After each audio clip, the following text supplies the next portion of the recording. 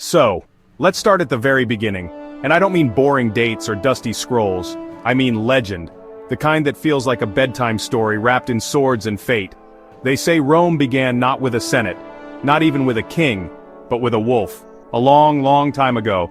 Before roads, before emperors, before anyone had even heard of Rome, there were two baby brothers floating down a river in a basket. Their names? Romulus and Remus. Now the story goes that these twins were the sons of a priestess, and the god Mars.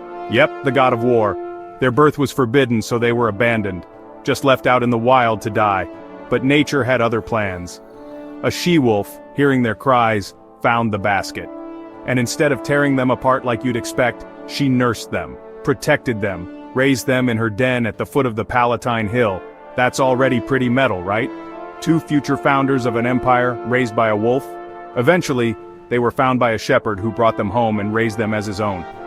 The boys grew strong, brave, wild, and when they came of age they decided to found a city of their own. Right there, near the river that had nearly taken their lives. But here's where things turned dark.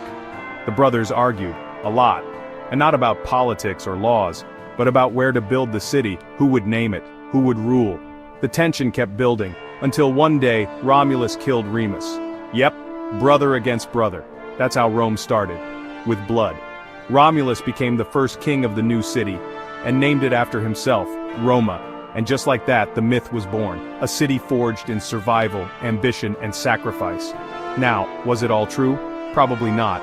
But here's the thing, it didn't have to be. Because for the Romans, this legend was truth. It was who they believed they were. Descendants of gods, survivors of the wild, destined for greatness.